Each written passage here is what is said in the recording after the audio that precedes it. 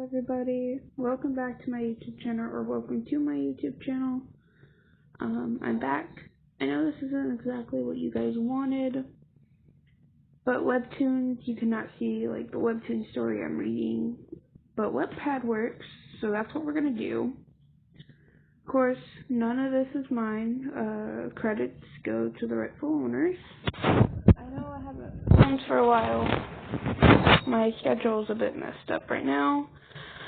Pretty low energy, school, doing some other things. Oh yeah, it's just a lot.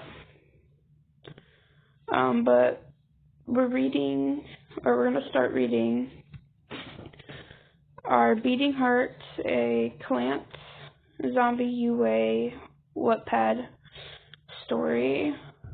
The credits go to the author. No link is what the person's thing is. Right here, Cherry DB, no link.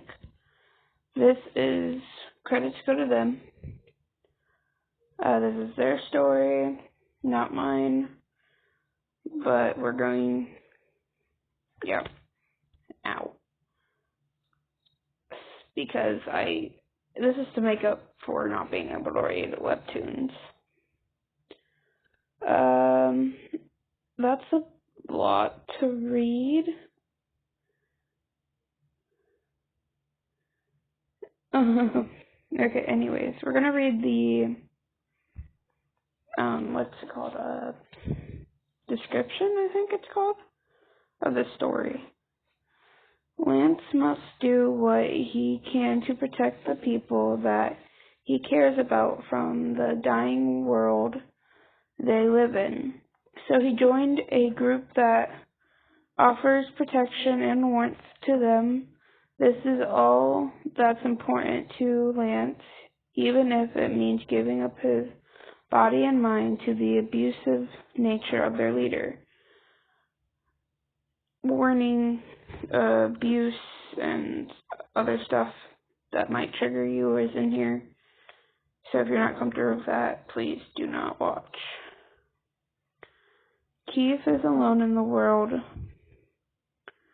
in a world that wants to kill him, and everyone he ever cared about has been taken from him. Keith has gone mute for this very reason.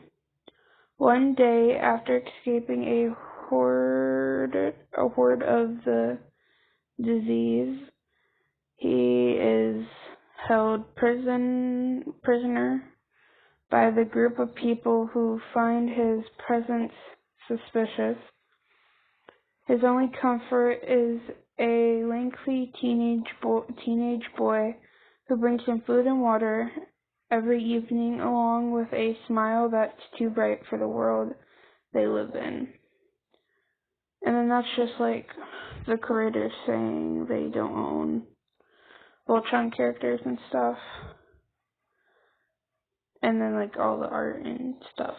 So let's go on with it.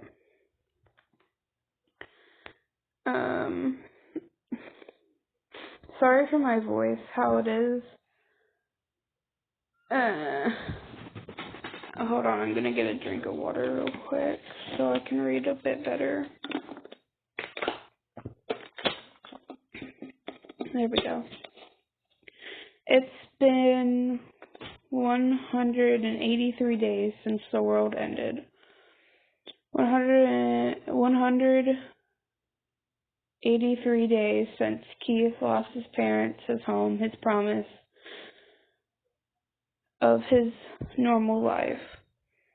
For 30, and the chapter is called Keith. That's the first chapter. There's a few. For 183 days, he had to carry a gun on his back and a knife in his belt for 183 days. He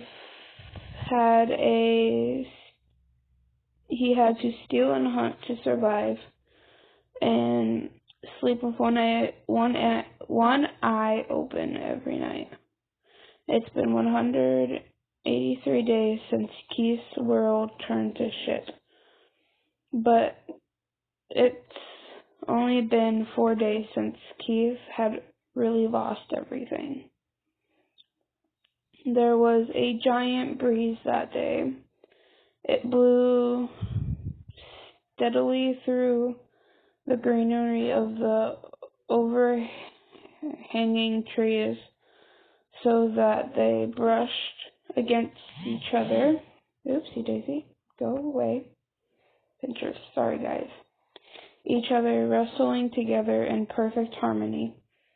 Also, there will be my reading mistakes in here, so I'm sorry about that, or if I pronounce words wrong, just gotta kind of hang with me.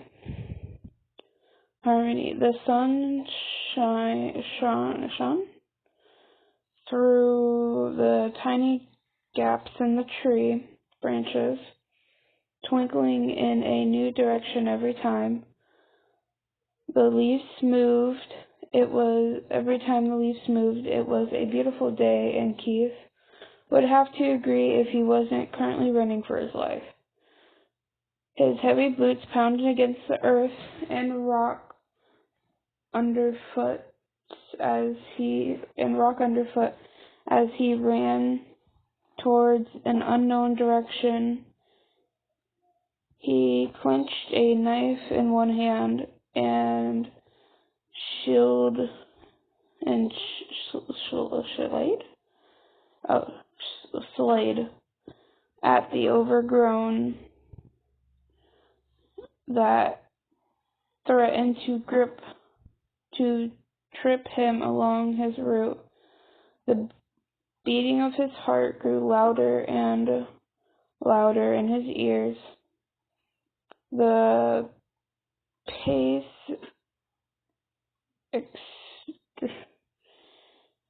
extending or something like that. With every sharp intake of breath, he could hear the cries and moans of the things that were chasing him. Some almost sounded human. This only made Keith run faster. In a moment of despair, he glanced over his shoulder for only a second, and the sight he was met with was one of nightmares,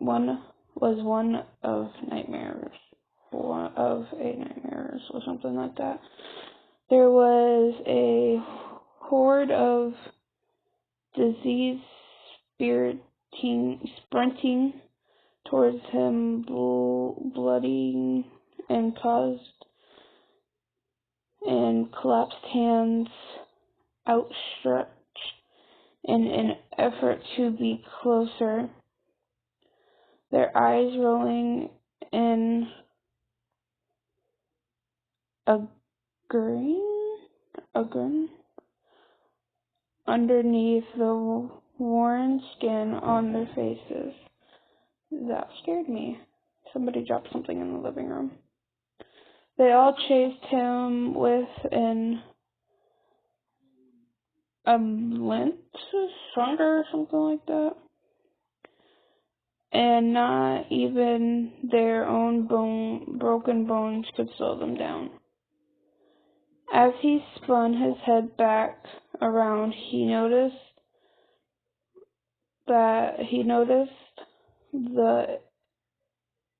where was I? Oh, he noticed that he had been running towards a small cliff face. The bottom was littered in large rocks that could surely crush a human flat. It was only a split second, but in that moment, Keith had lost his footing and tripped on a brush branch, which sent him flying over the edge. He wrapped his forearms around his face to protect his head. which did little to no ease in the pain that spread through him with each tumble and jolt as he rolled down the cliff face. He could feel the sharp stones beneath him tearing into the skin of his arms and legs, surely bruising his back in the process. He came to an abrupt stop when his back collided harshly with a solid weight. His body arched as the movement flowed through him, knocking the air from his lungs. His eyes rolled back into his skull as he gasped for breath. His vision dulled, and ear-splitting, ringing noises as was all he could hear. Oh my God, it's already 11 minutes, and we're not even halfway through. My reading is slow. Suddenly he felt a warmth embrace him and lift him from his spot on the ground. The warmth was comforting and allowed Keith a moment to calm down and steady his breathing. He closed his eyes as his breathing slowed. He could hear muffled voices around him, telling him it was going to be okay. Eventually he accepted the warm feeling that surrounded him and the reassuring kindness of the voices from the dark. He allowed the darkness to envelop him completely, and for the first time in a long time, he passed out without a single care in the world. Another long paragraph. Keith woke to the feeling of the cold metal floor beneath him, causing an evolving shiver to run down his spine. His eyes fluttered open slowly, taking longer than he would like to adjust to the light. To the light he was met with. He slowly sat up from his place on the floor, and his head immediately rejected the idea. Keith held his throbbing head in his hands as a flurry of black spots clouded his vision. His breath deepened to ease the sudden pain. Once his vision had cleared, he removed his hands from his face and took a moment to look around. The first thing he saw was a worn blue paint that coated the brick walls that surrounded him. It was peeling in some places and stained with ghostly colors in others. He turned around to see one wall that was not, in fact, a wall at all. Metal bars stretched down from the ceiling so close together that Keith could barely fit his hands between the gaps. He latched on to the bars in an attempt to hoist himself up, but quickly fell back when, with a double loud thud, echoed through his cell. Oh, that took 4 minutes to read. Well, what do we have here? Keith groaned as he laid on his back, which he soon realized was painful, bruised from his earlier little adventure down a rocky cliff face. He propped himself onto his elbows with a pained sigh and brought his attention to the man standing on the other side of the bars. He had a lean and yet also muscular build with long silver shaded hair and a slender face. He kneeled down so that his face was leveled with Keith's, giving him a clear view of his dark and piercing eyes. Keith knew his eyes well. They were cold, murderous, and deadly. They were the eyes of a killer. Keith dragged himself further into the cell, away from the man with the deadly gaze. Okay, I'm sorry I keep checking the time. I just don't want this to be too long, because I do not want at least longer than 30 minutes. Come on, Walter, something like that. Give the guy a little space.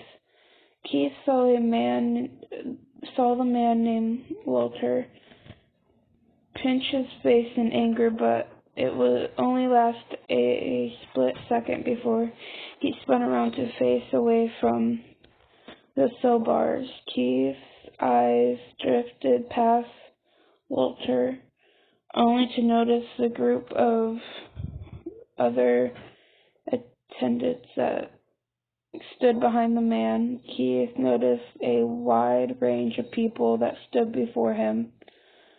While most were adults, some were quite obviously only children. Walter made such a way to stand in front of one such child, and placed his hands on his hips as he looked at them. Keith could make out a short scruff and pale brown hair that faded out around the child's face, with large circular glasses frame their amber color eyes. They were a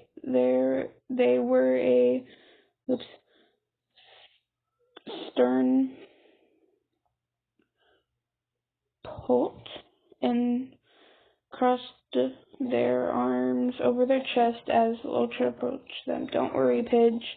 I was only going to say hi." Walter raised a sturdy hand which made Pidge flinch. He brought his hand to their head, and ruffled their hair playfully. It would have been a very affectionate gesture, but Keith had assumed otherwise. Okay. "So where do you think he came from?"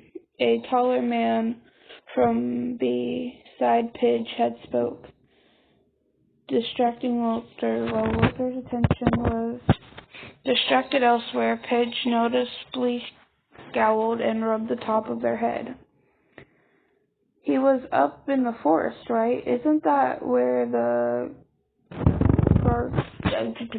Gara base is?" Suddenly, all of the attention was directed back to Keith. Eyes both fearful and mental, staring daggers into his skull. He scowled back to each pair of eyes, which, grasping at his shoulder, which he quickly realized was jolting out of a natural angle. He shifted back further until he was pressed up against the opposite wall. Probably a few more paragraphs, if not finish this. "Well, he's not a threat to us in that condition. It's been a very long day. I'm sure everyone wants to rest. We can bring him some water once he's calmed down and try to talk to him later. A new voice erupted from the group, belonging to a tall and lanky teenage boy with olive skin and short chestnut-colored hair. He seemed to be speaking directly to Lord, as if asking his permission. Lord seemed to prudent, something like that. And he glanced around the room at all the tired eyes and worn-out expressions of his champions. Very well, everyone get some rest. I'll take first watch, he announced. And the group sighed in relief.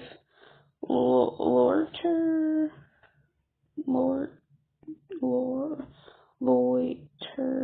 something like that.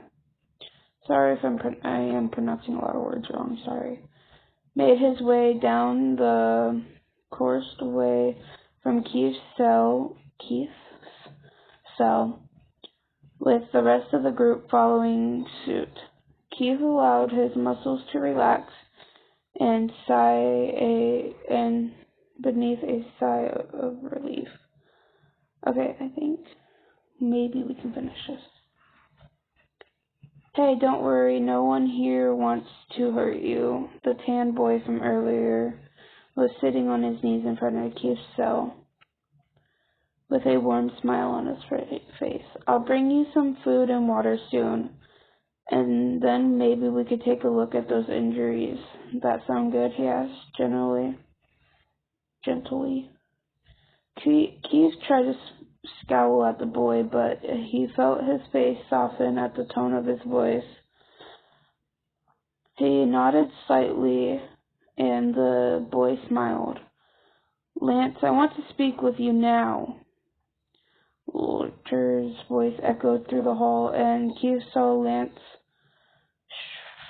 shudder at his tone.